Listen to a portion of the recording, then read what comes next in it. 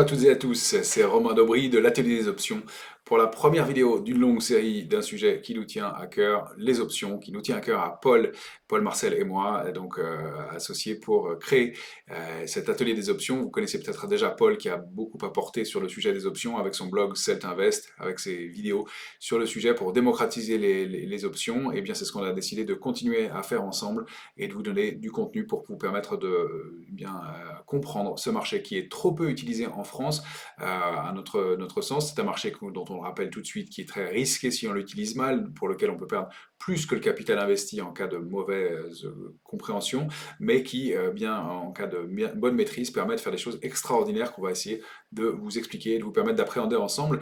Je rappelle ici, comme je l'ai déjà fait plusieurs fois, que eh bien, si moins d'1% des investisseurs interviennent sur les options en France, aux États-Unis, c'est plus de 20% des opérateurs particuliers qui savent l'utiliser dans leur portefeuille. La plupart des investisseurs professionnels l'utilisent aussi. Et puis plus proche de chez nous, plus de 10% des opérateurs, que ce soit en Allemagne, en Belgique ou aux Pays-Bas encore plus, utilisent des options dans leur portefeuille. Alors pas toujours pour des stratégies de trading très complexes. Il ne s'agit pas d'être un ingénieur mathématicien pour pouvoir utiliser des options, mais pour pouvoir faire des choses assez simple. Il faut rappeler qu'à la base, les options sont des produits de couverture et qu'on peut faire des choses des plus simples aux plus complexes avec les options, mais que ça ouvre une possibilité, une gamme de possibilités qui est extrêmement large, qu'on va essayer de déterminer au fur et à mesure. Mais avant tout, et avant d'aller plus loin, on va déjà déterminer et définir ensemble ce qu'est une option, comment on peut l'utiliser. Alors, on a bien dans un premier temps un petit évidemment disclaimer sur le sujet pour vous permettre de prendre conscience du risque qu'impliquent ces marchés, et donc j'en profite aussi pour vous dire que voilà, on peut faire énormément de choses sur ce marché des options, qu'on va détailler tout ça et que vous pourrez trouver tout ce contenu sur la chaîne l'Atelier des Options YouTube et puis sur notre site internet l'Atelier des Options pour plus d'informations. Alors, l'option, c'est un produit qu'on appelle dérivé. Comme les futurs, comme les contrats à terme, eh bien, les options sont nées à l'origine, dit-on, sous Aristote. Déjà, on traitait des contrats d'options pour se couvrir contre l'évolution défavorable d'une récolte de blé, par exemple. Et les agriculteurs savent encore aujourd'hui très bien utiliser ces marchés d'options. L'option, c'est un produit qui est dérivé parce qu'il est issu, il est dérivé, il est basé sur l'évolution d'un sous-jacent. En fonction de l'évolution d'un indice, d'une action, d'une matière première, d'une devise, eh bien l'option va bouger avec un effet de levier qui va être bien démultiplié en fonction du type de contrat qu'on a décidé de conclure. On le verra par la suite. Mais donc c'est ce qu'on appelle un produit dérivé. C'est un produit, c'est un instrument financier qui permet eh bien, de travailler de façon différente et plus complète sur les marchés boursiers. Alors, il faut rappeler aussi que l'option, c'est un contrat qui est conclu entre deux parties, entre deux contreparties. Il est important de comprendre cette mécanique-là. C'est que lorsque eh bien j'achète des actions totales, le vendeur qui va me livrer mes actions totales n'aura ensuite plus de position en action totale. Il sera détaché de l'évolution du cours de Total. Ça n'aura plus d'incidence sur sa gestion. Dans les contrats d'options, eh bien, il va y avoir un acheteur et un vendeur, et ces deux opérateurs vont avoir une position en sens opposé, qui, eh bien, on le verra, ne sont pas nécessairement des positions avec des intérêts différents, puisque eh bien, tout va dépendre de la stratégie de chaque opérateur.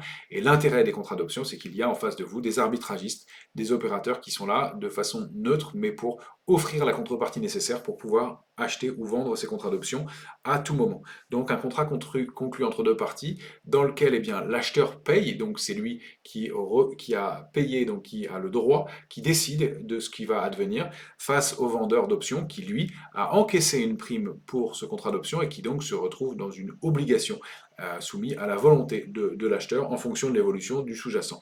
Alors, c'est un contrat qui permet effectivement d'obtenir quoi? Un droit ou une obligation, comme on le disait, mais un droit ou une obligation de quoi? Eh bien, d'acheter, dans le cas d'une option d'achat, c'est ce qu'on appelle un call, ou de vendre, dans le cas d'une option de vente, c'est ce qu'on appelle un put. Donc, les opérateurs peuvent décider d'acheter une option d'achat ou d'acheter une option de vente, et dans le sens inverse, de vendre une option d'achat ou de vendre une option de vente. Alors, ça peut paraître un peu technique dans un premier temps, mais vous allez voir, on va continuer la définition ensemble, aller plus loin et prendre un exemple issu de la vie courante, et vous allez comprendre que vous utilisez en fait vous-même déjà des options fréquemment dans la vie de tous les jours. Alors, euh, le prix auquel on va réaliser ce contrat, c'est ce qu'on appelle le prix d'exercice ou le strike. C'est le prix auquel on va déterminer le prix eh bien, de résolution de ce contrat. Par exemple, dans le cas eh bien, d'un contrat sur des matières premières, c'est le prix auquel je vais vendre ma récolte. Alors, si on va regarder tout de suite une chaîne d'options, on est sur la chaîne d'options du site ProRealTime et vous avez ici une chaîne d'options basée sur l'indice S&P 500 que vous retrouvez donc ici, avec le S&P qui cote 6136 points environ. C'est bien le micro S&P 500 et le prix d'exercice auquel on peut réaliser mes options. Ben, vous voyez que je peux décider de trouver des contrats avec tous les 5 points, donc avec des prix d'exercice, ce qu'on appelle donc le strike aussi, et qui sont basés autour, au-dessus ou en dessous du cours actuel de l'indice sur lequel je vais réaliser mon opération. Alors, ça, c'est donc le prix d'exercice, le prix auquel je vais réaliser mon contrat. Alors, on va continuer notre présentation et aller voir que ce contrat, il est valable durant une période donnée, et donc période au cours de laquelle le vendeur ou l'acheteur de l'option peuvent décider de déboucler leur position jusqu'à ce qu'ils tout au long de la vie de l'option et jusqu'à l'échéance de cette option. De la même façon qu'on l'avait sur l'écran tout à l'heure, eh bien on voit bien ici que le contrat d'option est d'échéance, en l'occurrence jusqu'au mois de mars. Donc c'est la période d'expiration, la période de fin de vie de ce contrat. C'est ce qu'on appelle donc l'échéance du contrat. On a l'habitude de parler des contrats de cette échéance sur les contrats d'option fréquemment en parlant d'échéance des 3 ou 4 sorcières. Et bien cette échéance, c'est souvent le troisième vendredi du mois. Enfin, c'est le troisième vendredi du mois pour les contrats les plus connus. Il y a des contrats plus courts, on le verra par la suite. Mais c'est donc cette période pendant laquelle le contrat est valable, c'est jusqu'à une échéance donnée. Le moyen d'échanger des options, eh bien, c'est valable contre l'échange d'une prime. C'est la somme versée par l'acheteur pour réserver son droit et encaissé par le vendeur pour, eh bien, qui s'engage en contrepartie. Alors de la même façon, sur cet écran, on voit ici eh bien, l'offre et la demande que vous avez à l'écran avec la possibilité d'acheter ou de vendre avec à une somme donnée un contrat en fonction de temps qui reste à avoir et puis du prix auquel on veut réaliser ce contrat. De la même façon, on y reviendra plus en détail par la suite, mais donc voilà le montant de cette prime et on va prendre dans un instant un exemple qui va vous permettre de mieux comprendre comment se déroule le contrat d'option que vous utilisez, je le rappelle, et vous allez le voir dans quelques instants, dans la vie courante déjà très souvent. Alors, le règlement en livraison peut avoir lieu en quantité du sous-jacent, c'est ce qu'on appelle la quotité. Pour les matières premières, bien, ce pourrait être la livraison de blé, de pétrole. Ce sont des contrats qui sont accessibles uniquement à des professionnels. Hein. Les particuliers n'ont pas accès à ce type de contrat pour des raisons évidentes de réception et de stockage de ces matières premières, mais on se souvient des problèmes de stockage de pétrole il y a quelques années qui avaient créé une baisse et une chute brutale du pétrole. Tout le monde se débarrassait de son pétrole parce qu'il fallait le stocker. Ça, c'est la livraison physique. Et bien, c'est valable aussi pour les actions. On peut recevoir une quantité d'actions sous-jacentes en contrepartie de son contrat d'option. Mais le règlement de livraison peut avoir lieu aussi en liquidité, ce qu'on appelle en cash settlement. C'est dans ces cas-là, en fonction du gain ou de la perte, et bien du cash qui va être crédité ou débité sur votre compte en fonction de l'opération réalisée. Donc deux types de règlements livraison sur les options. Maintenant qu'on a bien avancé sur la définition académique des options, je vous propose d'aller prendre un exemple issu de la vie courante. Imaginez une maison dont la valeur au mois de janvier est de 2000 euros. On est sûr que c'est la valeur actuelle, mais on ne sait pas ce qui va se passer dans quelques mois et quelle pourra être la valeur de cette maison dans quelques mois, mettons au mois de juillet.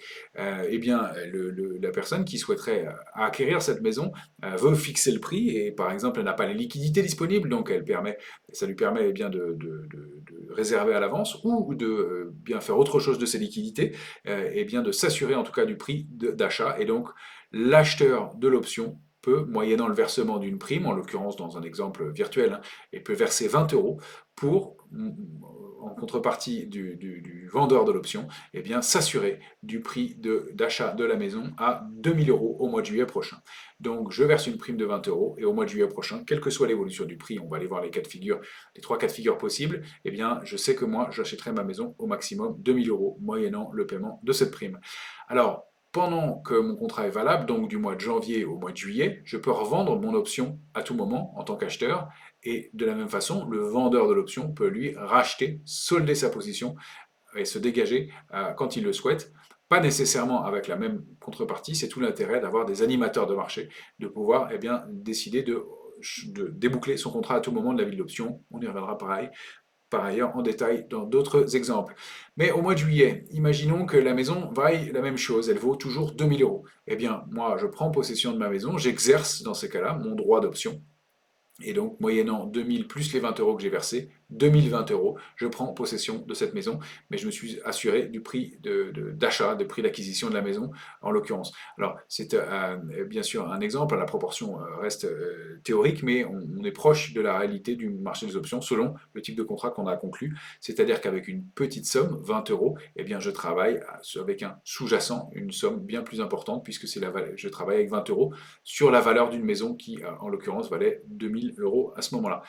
Maintenant, le mauvais cas de figure, bien, c'est que le prix des maisons baisse, s'effondre. Alors, ça peut être un mauvais ou pas, mais il se passe quelque chose de négatif sur ce marché. Et donc, le prix des maisons s'effondre. Ben, j'ai deux choix à ce moment-là. Je peux décider soit d'abandonner mon option et je me dis que bien, ça vaut plus le coup d'acheter ces maisons et je perds ma prime de 20 euros, mais je ne suis pas obligé de prendre possession de la maison. C'est le vendeur qui se débrouille avec sa position sur la maison. Moi, j'ai acheté, donc j'ai le droit et donc j'ai la décision d'exécuter ou non le contrat, et donc en l'occurrence je peux abandonner mon option.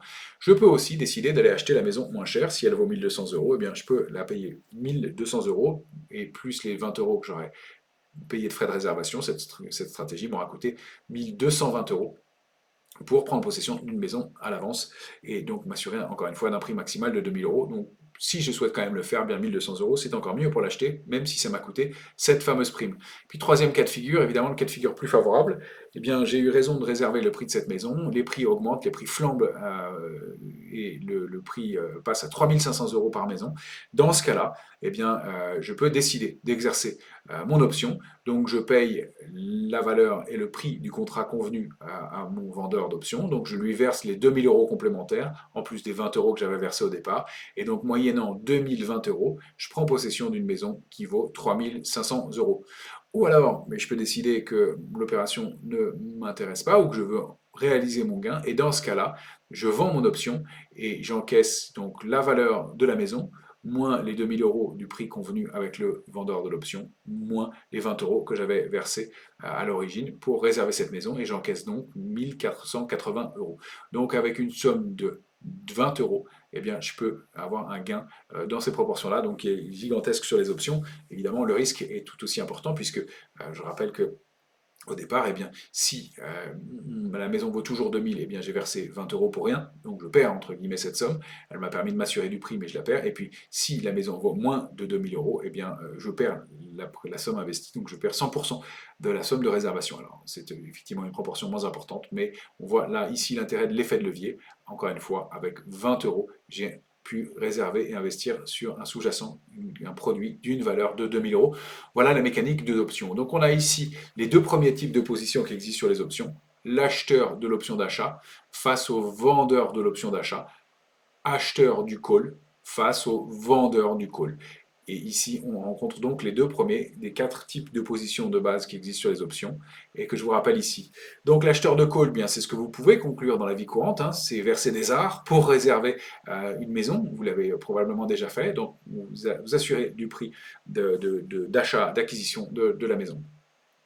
En face de vous, eh bien, vous avez le vendeur du call qui lui s'engage, il va encaisser une prime, mais il est engagé, il est obligé de vous livrer la maison, quel que soit son prix, à 2000 euros. Donc lui court un risque plus important, sauf s'il est propriétaire de cette maison. Et puis on a eh bien, les deux positions inverses, et donc là où aussi vous allez comprendre que vous les utilisez dans la vie courante. L'acheteur du put, c'est celui qui se couvre, c'est celui qui donc réserve le droit de vendre à un prix fixé. Quand vous achetez une assurance pour votre voiture, pour votre maison, pour votre vélo, vous versez une somme en début d'année et, bien si à la fin de l'année il n'y a pas eu d'incident, vous avez perdu cette somme-là, mais au moins vous avez fixé un prix de revente, hein, très clairement. Vous avez un vélo qui vaut 1000 euros, vous avez versé 20 euros d'assurance en début d'année, et bien si on vous vole votre vélo, le contrat avec l'assureur veut que l'assureur vous rembourse au moins une partie de la valeur de ce vélo, de ces 1000 euros. Voilà. Et donc, selon le type de contrat conclu, ben, si on paye plus ou moins cher, on aura une assurance qui va être plus ou moins importante. C'est exactement le principe de l'achat de put. Et en face de vous, vous avez le vendeur de put qui lui eh bien, correspond à l'assureur. Hein. Se positionner en vendeur d'options de vente, c'est se positionner comme un assureur, c'est se positionner comme celui qui eh bien, va fournir la garantie de livrer, d'acheter le contrat au prix fixé, donc évidemment avec un risque plus important, mais moins de fréquence, d'occurrence que le problème arrive, mais avec un risque beaucoup plus important dans ce cas-là. Donc on a vu ici les 4 types de positions qui existent pour commencer sur les options: achat de call, vente de call, achat de put, vente de put, et donc avec la mécanique, et donc vous avez ici les bases de la mécanique des options. Vous pouvez donc, grâce aux options, et on va le synthétiser ici, protéger votre portefeuille, on l'a compris, avec une assurance qu'on peut créer, et même avec des stratégies un peu plus complexes, et bien, financer gratuitement cette assurance-là, on le verra au fur et à mesure et par la suite. Exploiter une tendance ou son absence de tendance, simplement suivre la tendance et l'utiliser, et même l'absence de tendance. Ça, c'est une des grandes caractéristiques des options. Quand le marché est sans tendance, eh bien, il est possible, grâce aux options, et on le verra au fur et à mesure de nos formations, de gagner de l'argent. Et vous le verrez que dans 30 à 60% des cas, eh bien, les marchés n'ont pas de tendance, il ne se passe rien. Eh bien, pendant ces périodes-là, il est possible de quand même gagner de l'argent grâce aux options. Une des caractéristiques, un des points très intéressants qu'offrent les options, bien entendu. Il est possible, grâce à des options, de dynamiser son portefeuille aussi. Si on a une stratégie globale, eh bien, on peut la renforcer grâce à des contrats d'options. Ça permet aussi d'éviter de monopoliser des capitaux, comme on l'expliquait dans notre exemple, ou d'intervenir avant d'avoir des capitaux. Je vais vendre ma maison. Eh bien, avant de recevoir le prix de la vente de cette maison, ben, je peux déjà prendre une position grâce à des options sur un montant plus important, alors que je sais que j'aurai la somme par la suite. Et puis, on peut aussi optimiser son prix de revient. Quand on est mal rentré sur une action, ben, grâce aux options, on peut récupérer les choses, les améliorer et diminuer son prix de revient grâce à l'utilisation des options, des stratégies qui sont intéressantes aussi à mettre en place. On peut diversifier son portefeuille et son exposition parce qu'on a accès aux options, grâce aux options, à des marchés qui ne sont pas toujours accessibles pour des investisseurs particuliers, grâce donc à différents marchés, dont les matières premières par exemple, et qui peuvent permettre d'investir dessus sans nécessairement utiliser un effet de levier ou faire du trading ou des opérations très spéculatives, mais simplement en diversification. Et puis, ça permet aussi d'éviter les ordres stop quand je m'assure du prix de vente de mon option, quand je décide d'un prix d'exercice, eh bien, si ce prix d'exercice est atteint ou dépassé pendant la durée de vie de mon option, on verra que eh bien, je peux conserver ma position, bien entendu, et que si eh bien, on s'éloigne de mon niveau de stop, eh bien, je conserve ma position. C'est différent du fait de placer un ordre stop sur un marché action, où eh bien, ma position va être débouclée, et dans ce cas-là, je subirai en quelque sorte une mort subite. Si j'ai fixé un ordre stop à 100 et qu'on descend à 99, bah, ma position est soldée. Avec les options, on le verra, on peut conserver sa position malgré le niveau, malgré le fait que le niveau soit atteint ou dépassé. Et puis on peut s'assurer du prix de vente exact aussi de l'option, de son sous-jacent. C'est le principe justement du prix d'exercice. S'il y a un gap à l'ouverture et que bien moi j'ai mis un ordre stop à 100 et qu'on ouvre à 80, et bien grâce aux options, moi je suis sûr de vendre à 100 et non pas à 80, malgré le gap à l'ouverture, grâce aux options. Donc maîtriser son risque encore une fois avec des niveaux de gestion exact et précis de niveau d'intervention. Et puis je peux aussi, avec les options, exploiter le temps, on le verra.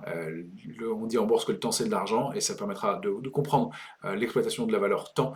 On peut aussi exploiter le stress ou la détente des marchés, l'utilisation de la volatilité, l'utilisation notamment du VIX qui est le plus connu dans le domaine, mais il y a des volatilités sur l'ensemble des sous-jacents, bien entendu, qui sont propres à chaque sous-jacent. Et puis créer des stratégies quasiment infinies sur l'ensemble des différents marchés, et sur l'ensemble des indices ou des matières premières ou des actions, pour créer des stratégies adaptées à son profil, à son scénario, et donc eh bien, aller bien au-delà de le simple achat ou de la vente du marché action traditionnel, donc des choses qui sont beaucoup plus complètes, et on essaiera de le voir au fur et à mesure. Voilà les éléments que je pouvais vous donner pour cette première session. Vous pouvez nous retrouver donc sur le site de l'Atelier des Options, sur la chaîne l'Atelier des Options, la chaîne YouTube, sur laquelle on a déjà pas mal de contenu et sur laquelle on va continuer à vous en proposer. Et puis pensez à vous abonner à cette chaîne YouTube, l'Atelier des Options, et activer les notifications pour recevoir les nouvelles vidéos qu'on pourra vous proposer. Voilà les éléments que je voulais vous proposer pour cette première vidéo. À très bientôt. Pensez donc à vous abonner à la chaîne, à nous suivre et donc on se retrouve rapidement pour d'autres éléments complémentaires.